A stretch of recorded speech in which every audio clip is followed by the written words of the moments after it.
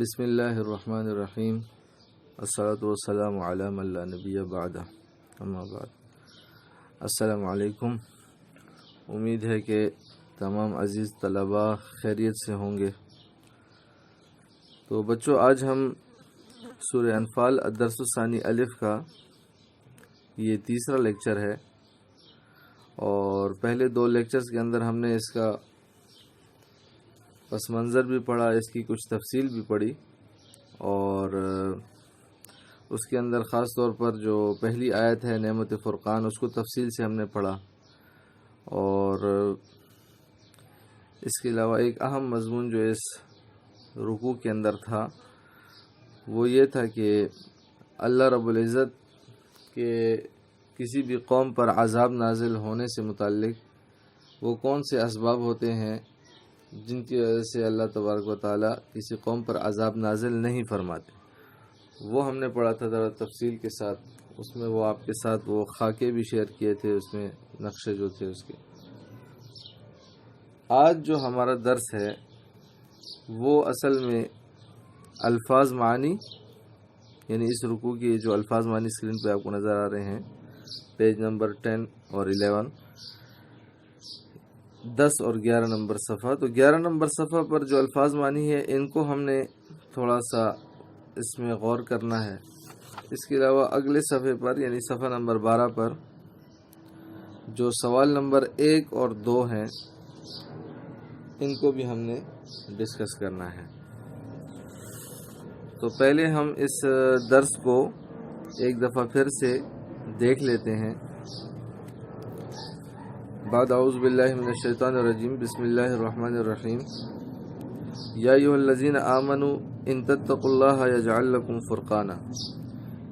اے ایمان والو، اگر تم اللہ سے ڈرو گے تو وہ تمہارے لیے فرقان بنا دے گا، پیدا کر دے گا، یعنی امر فارق پیدا کر دے گا جس سے تم ممتاز ہو جاؤ گے، یعنی باقی لوگوں سے ممتاز ہو جاؤ گے جن کو یہ نعمت حاصل نہیں ہے، اور حق اور باطل میں تمیز کرنے کی صلاحیت حاصل ہو جائے گی۔ یہ تو پہلا انعام ہو گیا تقویٰ کا۔ وَيُكَفِّرْ عَنْكُمْ سَيِّئَاتِكُمْ، اور تمہارے گناہوں کو مٹا دے گا۔ وَيَغْفِرْ لَكُمْ، اور تمہیں بخش دے گا۔ وَاللَّهُ ذُو الْفَضْلِ الْعَظِيمِ، اور اللہ تعالیٰ بڑے ہی فضل والا ہے۔ اگر اب ہم دیکھیں سوال نمبر 1 کی طرف، تو یہ سوال نمبر 1 کے اندر کہ اس سبق میں یعنی سورہ انفال کے اندر اس رکوع میں تقویٰ کے کیا انعامات بیان ہوئے ہیں، تو اس سوال کی جو متعلقہ آیت ہے وہ یہ پہلی آیت ہے اس رکوع کی، اور سورہ انفال کی آیت نمبر 29 ہے۔ تو اس کے اندر یہ جو تقویٰ کے 3 انعامات بیان ہوئے ہیں اس پر پہلے بھی ہم بات کر چکے ہیں، اور میں دوبارہ بھی ایک نئے انداز سے آپ کے سامنے اس کو پیش کر دیتا ہوں تاکہ یہ ذہن نشین ہو جائے اچھی طرح سے۔ تو یہ آپ کو اسکرین پر نظر آ رہا ہے سورہ انفال درس الثانی الف سوال نمبر 1۔ تو سوال نمبر 1 وہی جو ابھی ہم نے پڑھا، اس کے اندر یہ جو تقویٰ کے انعامات بیان ہوئے ہیں یہ آپ کو اسکرین پر نظر آ رہے ہیں۔ تو یہ ایسے گویا کہ تقویٰ کی بادل ہے اور اس کی بارش ہو رہی ہے وہ انعامات کی۔ تو پہلا ہے نعمت فرقان، یعنی حق اور باطل میں تمیز کرنے کی صلاحیت۔ دوسرا ہے گناہوں کا مٹانا، اور تیسرا ہے بخشش یعنی گناہوں کی معافی۔ تو پہلے بھی تفصیل کے ساتھ یہ بات ہوئی تھی کہ تقویٰ کسے کہتے ہیں، اس کو تھوڑا سا دہرا لیتے ہیں تاکہ یہ ہمارے ذہن نشین ہو جائے اچھی طرح سے۔ سوال نمبر 1، تو تقویٰ کہتے ہیں اللہ سے ڈرنے کو، اور یہ تو ایک عام مفہوم ہے جو ہم بیان کرتے ہیں، لیکن تقویٰ کا اصل جو معنی ہے، لفظی معنی، وہ ہے بچنا۔ تو اگر ہم بچنا کا معنی لیں گے تو اس کا مطلب ہوگا اللہ تعالیٰ سے بچنا۔ تو اللہ تعالیٰ سے بچنے کا کیا مقصد ہوا؟ یعنی اللہ رب العزت کی ناراضگی سے بچنا، اور اس کے عذاب اور اس کے ڈانٹ ڈپٹ سے بچنا، تو یہ تقویٰ ہے۔ اب وہ کیسے ہوگا، یعنی ہم کیسے بچیں گے اللہ تعالیٰ کی ناراضگی سے اور اس کے عذاب اور ڈانٹ ڈپٹ سے، اس کے غصے سے کیسے بچا جائے گا؟ تو وہ تب بچا جا سکتا ہے جب ہم اللہ رب العزت کے حکم کے مطابق زندگی بسر کریں۔ اب اللہ تعالیٰ نے اپنے احکام کو اپنے انبیاء علیہ السلام جو کہ منتخب لوگ ہوتے تھے ان کے ذریعے بندوں تک اپنا حکم اور پیغام پہنچایا ہے۔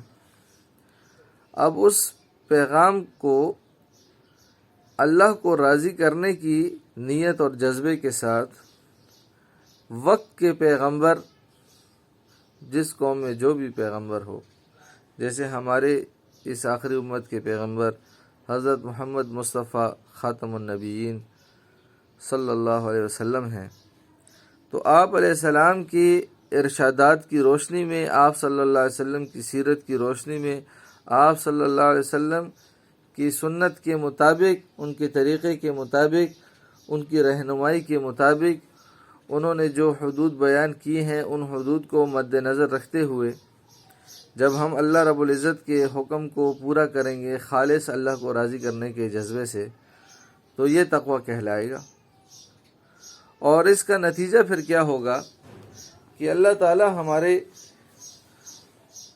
ایک دنیا میں ہماری یہ مدد فرمائیں گے کہ ہمیں ایک ایسی صلاحیت، ایک ایسی روشنی، ایک ایسی فراست، ایک ایسی سمجھ عطا فرمائیں گے کہ اس کے ذریعے ہم سچ، جھوٹ، صحیح غلط، حق اور باطل، اس کے اندر ہم فرق کرنے کی ہمیں صلاحیت بخش دیں گے۔ اور ہمارا روزمرہ زندگی کے اندر بارہا ایسے مسائل سے سامنا ہوتا رہتا ہے کہ جن کے اندر ہم پریشان ہوتے ہیں اور ہمیں کچھ سمجھ نہیں آتی کہ اس میں کیا صحیح فیصلہ کروں، اور ہمارے کتنے ہی فیصلے ہم دیکھتے ہیں کہ وہ غلط ہوتے ہیں اور اس کا پھر ہمیں برا انجام بھگتنا پڑتا ہے۔ تو اگر انسان مسلمان اللہ تعالیٰ کے تقوی کو اختیار کر لے، یعنی جو علم اس کو حاصل ہے اللہ رب العزت کے احکام کے متعلق اور رسول اللہ صلی اللہ علیہ وسلم کی سنت اور ان کی رہنمائی کے مطابق جو اس کو علم حاصل ہے، اگر وہ اپنا مقدور بھر کوشش کرتا رہے، اس علم کے مطابق عمل کرتا رہے جو اس کو اللہ نے عطا کیا ہے، تو اس کی بدولت ایک تو اللہ تعالیٰ اس کو مزید علم سے نوازیں گے جو اس کی ضرورت کا علم ہوگا، اور دوسرا یہ کہ یہ نعمت فرقان عطا فرما دیں گے جس کی وجہ سے صحیح غلط میں فیصلہ کرنا اور فرق کرنا ہم سب کے لیے آسان ہو جائے گا۔ تو اللہ تعالیٰ سے دعا ہے کہ ہمیں یہ نعمت نصیب فرمائے۔ دوسرا آج کے درس میں سوال نمبر 2 ہے، آپ اسکرین پر دیکھ رہے ہیں صفحہ نمبر 12 پر، السؤال الثانی۔ تو اس میں دیا ہے وَإِذْ يَمْكُرُ بِكَ الَّذِينَ كَفَرُوا میں کس واقعے کی طرف اشارہ ہے؟ یہ آیت کا کچھ حصہ یہاں پر انہوں نے دیا ہے، تو ہم اب رکوع کے اندر دیکھتے ہیں کہ یہ کون سی آیت ہے۔ تو یہ آپ کو اسکرین پہ نظر آ رہا ہے کہ یہ دوسری آیت ہے اس رکوع کی، یعنی سورہ انفال کی آیت نمبر 30 ہے۔ وَإِذْ يَمْكُرُ بِكَ الَّذِينَ كَفَرُوا لِيُثْبِتُوكَ أَوْ يَقْتُلُوكَ أَوْ يُخْرِجُوكَ۔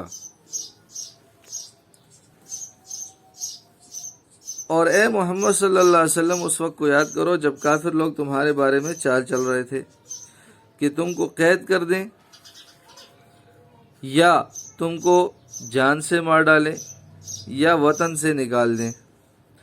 وَيَمْكُرُونَ وَيَمْكُرُ اللَّهُ، تو ادھر وہ چال چل رہے تھے اور ادھر خدا چال چل رہا تھا۔ وَاللَّهُ خَيْرُ الْمَاكِرِينَ، اور خدا سب سے بہتر چال چلنے والا ہے۔ یہ جو آیت بیان ہوئی ہے اس کا ایک کافی پس منظر ہے وہ یہ ہے کہ جب نبی پاک صلی اللہ علیہ وسلم نے دعوت دینا شروع کی، اللہ کی طرف لوگوں کو بلانا شروع کیا، تو اس کے نتیجے میں غریب، مسکین اور کمزور لوگ جو ظلم کا شکار تھے اس معاشرے میں، انہوں نے سب سے پہلے آپ صلی اللہ علیہ وسلم پر ایمان لانا شروع کیا عمومی طور پر۔ پھر کیا ہوا کہ پھر مسلمانوں کی جیسے جیسے تعداد بڑھتی چلی گئی، ان پر کافروں کا یعنی قریش مکہ کا ظلم و ستم بھی بڑھتا چلا گیا۔ پھر اللہ تعالیٰ نے ہجرت کی اجازت عطا فرمائی مسلمانوں کو، تو مسلمانوں نے پہلے حبشہ کی جانب ہجرت کی۔ پھر دوسری بڑی ہجرت جو ہوئی ہے مستقل طور پر، وہ مدینہ منورہ کی ہجرت ہے۔ اب اس ہجرت کے موقع پر مسلمان تو چلے گئے، آخرکار رسول اللہ صلی اللہ علیہ وسلم نے بھی ہجرت کا ارادہ فرمایا۔ اب کافروں نے یہ دیکھا کہ اس سے تو ہماری ساکھ خراب ہو جائے گی اور ہمارے اوپر جو ہے مسلمانوں کا غلبہ ہونے کا خطرہ ہے، اور مسلمانوں کو ایک مضبوط حکومت مل جائے گی، تو اس کے لیے مکہ مکرمہ میں کافروں کا ایک مشورے کی جگہ ہوتی تھی جس کو دار الندوہ کہتے تھے۔ وہاں پر وہ جمع ہوئے اور انہوں نے یہ مشورہ کیا کہ اسلام کی ترقی کو بھلا کیسے ختم کیا جائے، کیسے روکا جائے۔ اس مشورے کے دوران 3 آراء سامنے آئی، 3 تجاویز سامنے آئی، جن کو اللہ تعالیٰ نے اس آیت میں بیان فرمایا ہے کہ ایک تو یہ کہ لیثبتو کا کافروں نے کہا کہ اس طرح کرتے ہیں کہ ہم محمد صلی اللہ علیہ وسلم کو قید کر دیتے ہیں، تو جب یہ کسی سے ملاقات ہی نہیں کر سکیں گے تو بس یہ خود ہی اسلام دب جائے گا، اسلام کی دعوت دب جائے گی۔